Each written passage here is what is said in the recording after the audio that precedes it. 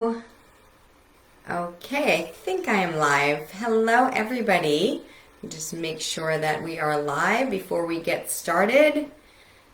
Okay, I think we are live now. Yay, hello, everybody.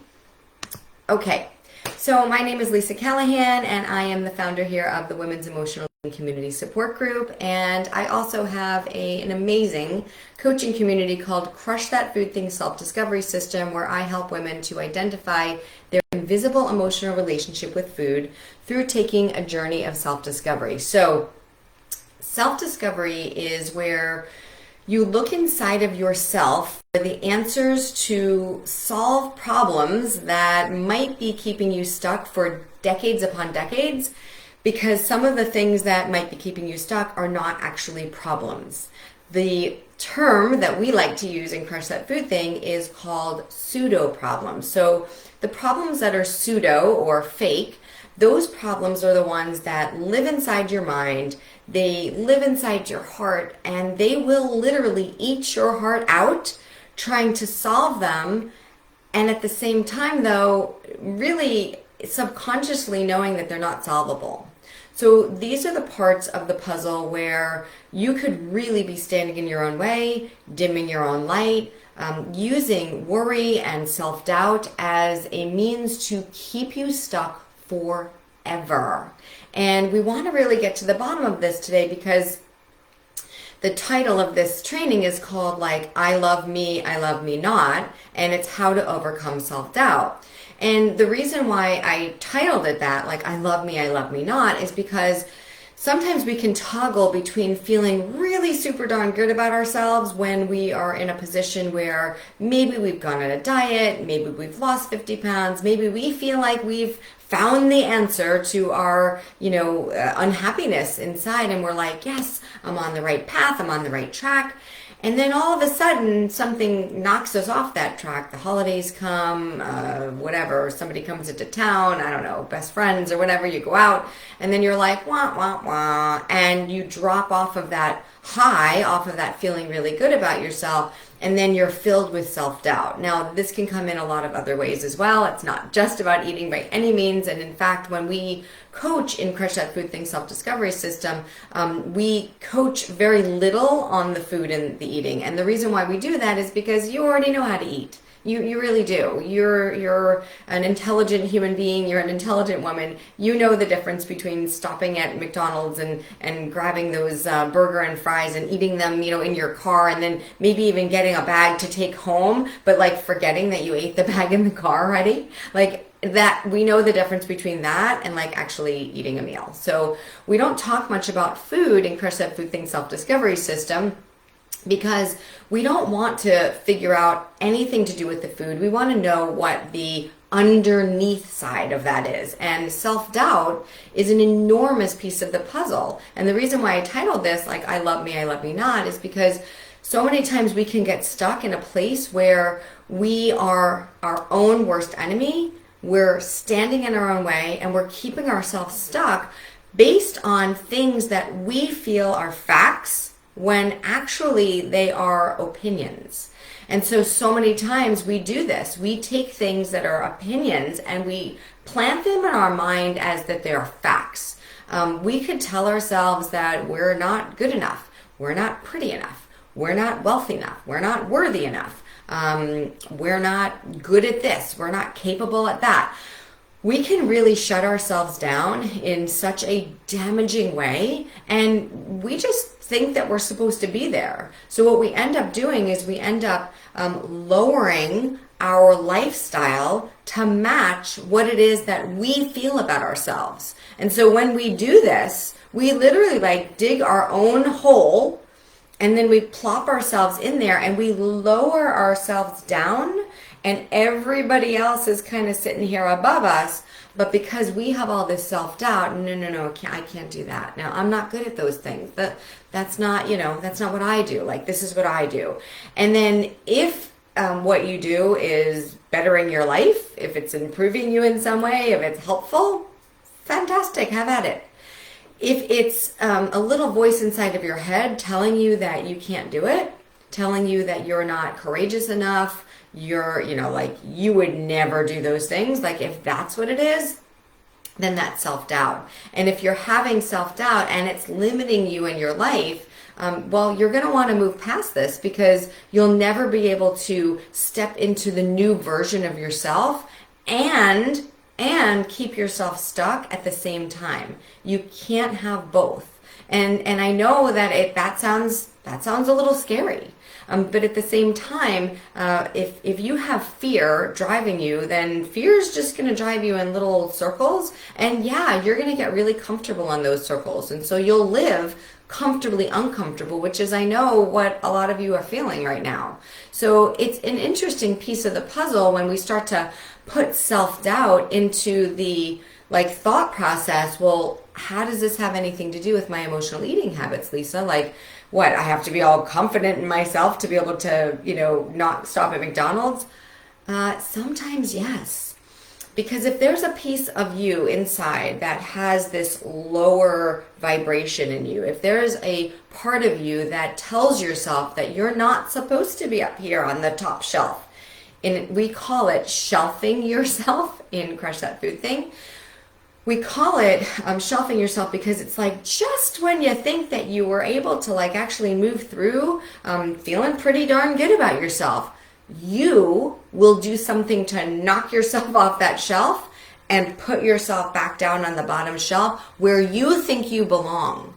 So what ends up happening is that instead of taking risks, instead of deciding for yourself that you're just going to move through this and you're going to stop limiting yourself with what we, again, call pseudo problems, the problems that are not solvable, the problems that will eat your heart out. Instead of doing that, what you'd maybe rather do is you'd rather keep yourself small, don't step out of your place too much, keep yourself believing that if you just lost 30 pounds, you'd be fine. You'd have all the confidence in the world if you just lost 30 pounds, right? But the thing is you've done that before and it hasn't worked. And you've done it again and it hasn't worked. And you've done it again and it hasn't worked. So it's not a matter of losing the 30 pounds, because at one point you weren't 30 pounds higher. At one point you were 30 pounds less. And when you were there, you didn't have the confidence either. And so I know this because that's how I have always felt. And I know that if you're in this community and you're still here listening to me, I know you feel the same way as I do. And the reason why I know that is because if you didn't, internet's one of those fun little things where you could just blip me off, right? And you could not watch, you could switch to another channel, you could go to another Facebook group. And so I know that if you're here watching me, you feel the same way as I do. And trust me when I say that, back in the day, I would judge myself and I would hurt myself by telling myself that I didn't look good, or I needed to lose more weight, or, if I could just look like I did before again. And I continued to link myself to these pseudo problems, these problems that are never, ever, ever going to be solvable, simply because I didn't believe in myself. And so because I had that self-doubt to begin with, and in order for me to keep myself stuck in self-doubt, well, I had to make certain that I made things very small for me, because I had to just stay in my little self-doubt circle. So what happens is we end up lowering our lifestyle to match our self-image, because one thing you can write down is that we can never outperform our self-image. So if your self-image, if your self-doubt is on the low shelf, well, you can't outperform that. So you will have to shelf yourself. You will have to bring yourself back down. You will have to lower your lifestyle so that you stay safe in your stuckness. So it's literally as if you're safe in the hole. And so you've put yourself in the hole because you dug that and buried yourself in there. And so now everything from outside the hole, it looks really scary out there. But it's not scary out there. It's actually scary in the hole. In the hole is where all the yucky feelings live. In the hole is where you do not feel like the best version of yourself. But you might not know that yet, since your self-doubt is right there by your side, almost like you're wearing a nice little mink coat. It's cozy inside of that self-doubt place, right? You're comfortable there. And yet you have these visions, right, of the things that are going on around you. You can envision it because you can see it. It's just that you're seeing it from in a lower place where you've put yourself. You don't have to put yourself there. That's up to you to change that.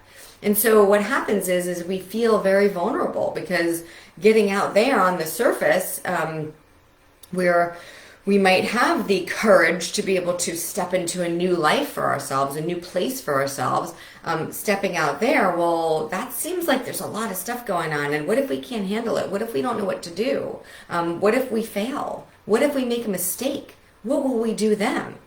And the thing is that when you don't take any risks, when you don't put yourself into a vulnerable position, vulnerability is the birthplace of joy. And Brene Brown, who, if you follow Brene Brown, and if you don't, you should look her up, she talks about vulnerability being I can't remember the exact quote, and I don't have it with me, but it's about being an innovator. Like, we would never have any new ideas without vulnerability. If the scientists of the world were never willing to make a mistake and they were never willing to be vulnerable, to put a stupid idea on a piece of paper to say, like, I think we should do it this way, and to have everybody go, really? Oh, okay. I don't know, that seems outlandish, but like, guess let's try it, right? Like, let's see if we can put a man on the moon. That sounds crazy. But if we were never allowed to speak, to be able to bring new things into the world, to be able to take our ideas and let them thrive, because we stayed stuck in self-doubt, well, then the world would stop. Like, nothing would ever get done. And so don't shelf yourself and tell yourself that, oh, you're not one of those people that's the inventors of the world or the creators or the whatever. Guess what, ladies? The Women's Emotional Eating Community Support Group and Crush That Food Thing Self-Discovery System didn't exist 2 years ago.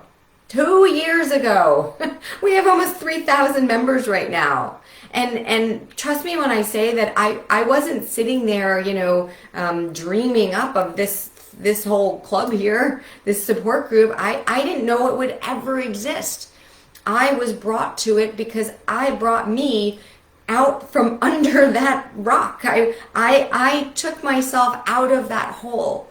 I decided to stop doubting myself and to believe in myself more and to stop shelving myself and to stop putting myself down. And because I did that, and that was my only goal. I didn't have a goal to, create this online community. That wasn't in my thoughts at all. My thoughts were just to get out of my way, because I started to recognize that a lot of my thoughts were really negative. And a lot of the way that I thought about myself was keeping me thinking about myself that way. And I thought about myself as not being pretty enough, not being thin enough, not being wealthy enough, not being ahead of the game. Like, I took my life and I looked at what was going on around me. I judged what was going on around me. And then I decided that I wanted to have some of that, but most of the time I didn't feel like I really deserved it. So I kept myself very small, like swimming in a very shallow pool. And it wasn't good for me. It didn't turn out well, honestly. I imploded at a certain time in my life. It really, it caved. The whole thing just caved down. And then I was able to rebuild from there. And I want to help you to get to this place before that happens to you. Before you really, do this damage to yourself. None of the damage is permanent, by the way. You will get out of it.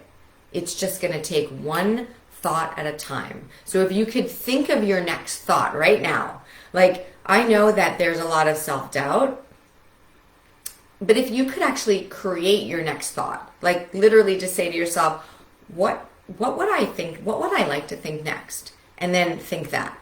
And then do it again. Okay, what would I like to think next? And then do that.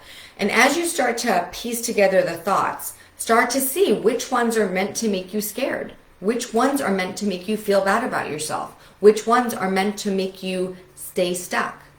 And so let's move through this. We're going to go through 3 common reasons why you have self-doubt to begin with, and then we'll start to piece the puzzle together. So common reason number 1 is you have past mistakes or thoughts of failure. This will set you on autopilot for fear. And so when you're on autopilot for fear, you have to be able to step out of that. And one thing that I want you to ask yourself is, am I willing? Am I willing to step out of fear? Then ask yourself, am I able? Now, this is a trick question because the answer is yes. The answer is always yes. Am I willing? You can say yes or no to that one, because if you're not willing, we can't get to the next one. So if you're willing, that's going to be your choice. If you are willing, then the next question, am I able? The answer is yes, because you will always be able if you're willing. And so I want you to really think about this. If you want to get to question 2, you have to answer question 1 in a way that's going to serve your best interest. Okay? So that's the first thing. Thinking also of the mistakes and the failures that you think you've had. Sometimes we think that our mistakes mean that we are never to do that again. We judge ourselves. We feel like a failure. We feel like we can never get ahead. We can never retry. We can never redo. Like we deserve to stay stuck because of the things that we've done in our lives. And that thought is where you're taking something that you believe is to be a fact when really it's just an opinion. And so telling yourself that you are not able to forgive yourself, move past a mistake, that you don't even deserve it, that's not factual. Okay, that's just your opinion. And if your opinion is the very same opinion that's meant to keep you stuck, well, then you have to be able to go back to that first question and say, like, am I willing? And so you have to now be willing to allow yourself to take your mistakes and to turn them into something that will send you a message that you are worthy and you are purposeful. And then you can change your mindset on your self-doubt. So just because you made a mistake or that you failed at something once doesn't automatically make it so that you will always fail. And this is just a quote. I can't remember who did it. I think it was Brene Brown. It says, what stands in the way becomes the way. So if you're standing in your own way, that's the path that you'll take. And if you're taking that path, then you certainly can't like sit there and be like, why is this happening to me? You know why it's happening to you. You're doing it. And so we have to be able to open up your mindset for this to be able to grow. Because many times when we're in this place, we won't tell ourselves that we're standing in our way. We'll tell ourselves that someone else is standing in our way. And it's because this person did this or this person did that or this is whatever. And that's why we feel the way we do. And so that moves me into common reason number 2 for why we have self-doubt is our childhood upbringing. So many of us had childhoods where the words good and bad were used as weapons to control us. Now, this wasn't a bad thing. Like, we're not going back and saying, like, my parents were horrible because they told me I was good or bad. That's not what we're doing here. What we are doing here is that we're understanding that when we say that they were used as weapons, the words good and bad were used as weapons to control us, we really have to be able to identify the truth in that, and then be able to accept that this thought process of like good or bad puts us in an emotional straitjacket when it comes to taking ownership of our own thoughts and behaviors. Because when we were brought up that way with like, this is good, this is bad, if you're wearing clothes that don't match, or if you don't make your bed, like this is bad, like you're bad, like, we kind of get confused about it because we're really little. And when we hear these things, like we just want to be good, like we're good little kids. We have core strengths and we have core beliefs about ourselves. We don't know this, but we do. And the interesting part is that when we get stuck in this place where we have this emotional straitjacket on us because we are not taking ownership of our own thoughts and behaviors. So then we're kind of linking it back to what it is that we were taught. Now, some of those things that we were taught to us by parents or by adults or whatever that were fearful themselves. So we have to remember that we are all kind of victims of victims, right? So if our parents taught us something that has us, staying stuck and having us doubting ourselves, they didn't mean to do that. It's just that they had that within them as well. So then it just kind of gets passed on the line. And we will put an emotional straitjacket on ourselves because we want to get away from it, but we're all bound up in it. Does that make sense? So what we want to do is we, again, want to think about things that we take as fact that are actually opinions. And we want to make sure that we have an opinion, that we know that our opinion of ourselves is a choice that you make and a skill you develop. So you have to make certain that you know that your opinion of yourself is a choice that you're making. And if your opinion of yourself is self-doubt and it's shelving you, well, then you have an ability to change that. Now, you'll have to build the skill to be able to do that. And that starts with open-mindedness and becoming aware of yourself. And that's what we do in self-discovery. We help you identify this. The third thing, and this is a very common reason for having self-doubt, is comparisons to others. So when you compare yourself to others, you are only seeing a glimpse of a falsely and inaccurate life. You're not recognizing the larger picture that this human being who you're comparing yourself to is exactly the same as you. We get a glimpse of a human being. Now, maybe that human being has a limited amount of awareness, right? We have people in our lives that are narrow-minded, right? And so the small thinkers, right? It's not that they are small thinkers forever and ever and ever and ever. It's just that that's the place that they are in their life. Now, if you want to be a small thinker as well, well, you'll go to all the small thinkers and you'll ask them for advice. If you want to be a big thinker, if you want to widen your mindset and you want to broaden yourself, right? You're not going to go to the small thinkers for advice, right? You'll want to match yourself up and kind of go where you'll have a wider access to more information, because we want to be able to move through this. So sometimes when we compare ourselves to others, we're not sure about what we're comparing ourselves to, right? There could be somebody that seems really strong-willed, really strong-minded, seems to know what they want, they're sure of themselves, like they exude this authority about them, and they won't take no for an answer, get out of my way, whatever. If we have self-doubt, we could think that that person has all the self-confidence in the world, and we might even want to be like them. And because we're comparing ourselves to them, we might be like, well, I can't, they've got a bigger personality than I do, all these other people. Meanwhile, not recognizing, because you're in a smaller mindset, not recognizing that very person who's kind of bold and assertive and aggressive and whatever is really, really darn insecure. And so inside of themselves, that's just the way that it comes out as a protection for them. For you, the very same feeling might come out in shyness and quietness and smallness. But the two human beings actually have the same exact problem. It's self-doubt. And so what I want you to think of is that if you're high in your self-doubt meter because you think that others are better than you or no more than you, I want you to do something. I want you to zoom out, because what you're looking at is you're looking at a little narrow glimpse. So zoom out and then start to put yourself in your picture alone, just you.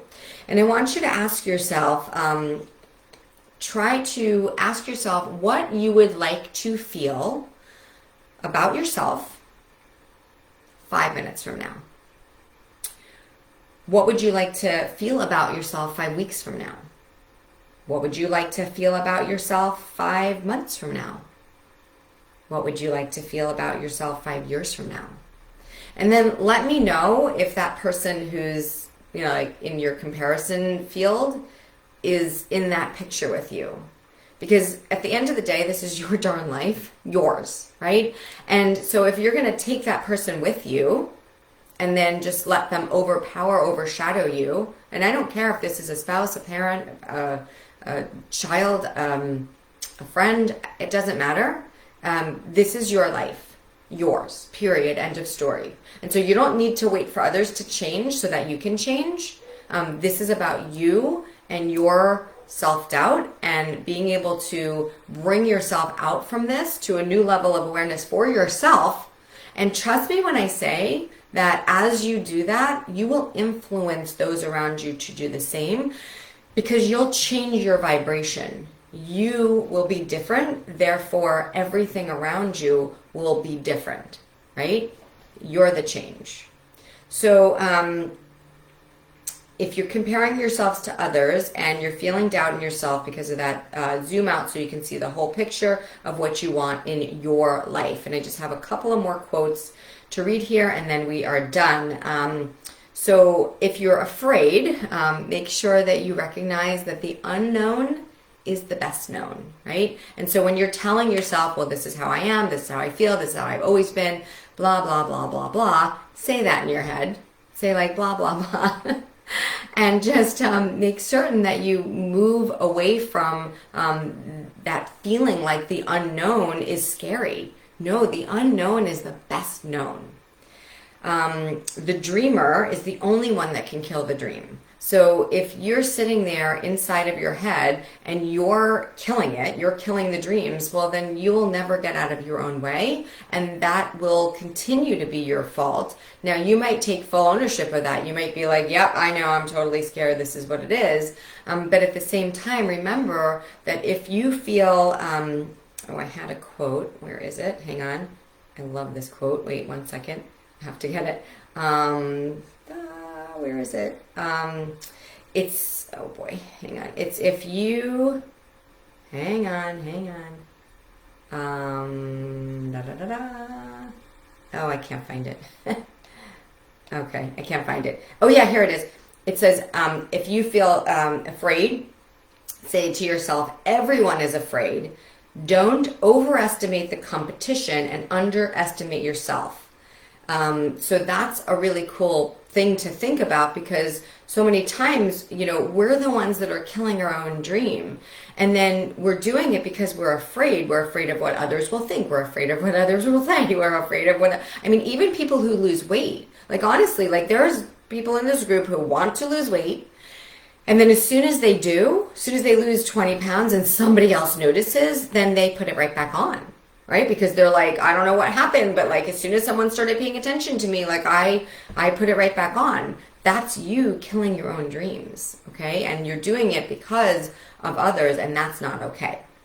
2 more things. Doubt kills more dreams than anything that is a conscious decision. So remember that. And then someone can put doubt in you, but you are the only one that can accept it. So do not accept doubt. Go back through the steps. Identify yourself in the pieces of the puzzle, and then make time for yourself to chat with me, because I offer a free call. I want you to come into this space openly and lovingly, and we'll do it together. And doesn't mean you have to work with me. It just means that you're going to be able to get some clarity, and that's what this is all about. So, alrighty, have a wonderful day, everybody. Thanks for watching. Bye now.